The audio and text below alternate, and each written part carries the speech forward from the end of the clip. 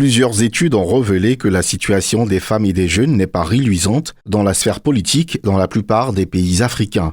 En Côte d'Ivoire, les femmes représentent seulement 12% à l'Assemblée nationale et 11% dans les conseils municipaux. Les journalistes ont un rôle essentiel à jouer dans l'amélioration de la participation des femmes et des jeunes dans les débats politiques et publics. On a compris ce qui se passe dans les partis, mais les médias peuvent, s'il y a une volonté, contribuer à ce changement-là, parce qu'il leur est loisible à eux de créer des espaces dans lesquels ils donneront plus de visibilité pour les femmes. Il leur est loisible aussi d'aller chercher les femmes. Même si, en s'adressant aux partis, c'est seulement des hommes qu'ils vont leur envoyer, la prise de conscience que ce n'est pas juste, que ce n'est pas profitable, parce qu'aujourd'hui, toutes les études montrent que c'est par l'égalité entre les hommes et les femmes que les prochaines croissances en Afrique auront lieu. Au nom de la ministre Kwasi Efrazi-Yao, titulaire de la chaire UNESCO aux femmes et pouvoir de décision, sa représentante, le professeur Rose Kofi Nevri, a également exhorté les médias à donner la parole aux femmes et aux jeunes lors des débats politiques. Il faut que dans les organes de presse, on puisse voir les femmes et les jeunes dans les débats.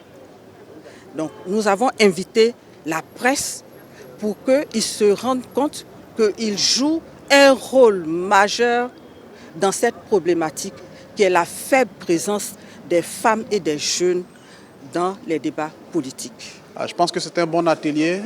Dans tous les cas, chez nous, déjà à Radio Côte d'Ivoire, nous avons cette pression-là. Il faut appliquer les 30% toutes les fois que nous interrogeons des personnes. Donc oui, cet atelier vient nous booster, nous encourager davantage à faire en sorte que les femmes puissent avoir beaucoup plus de place dans nos médias. Participer à un tel atelier, c'est vraiment de booster en nous encore cette lutte, on dira, que nous avons pris comme engagement dans nos différents médias, surtout au niveau de la Radio nationale catholique, et de donner la parole aux femmes afin qu'elles puissent davantage s'exprimer.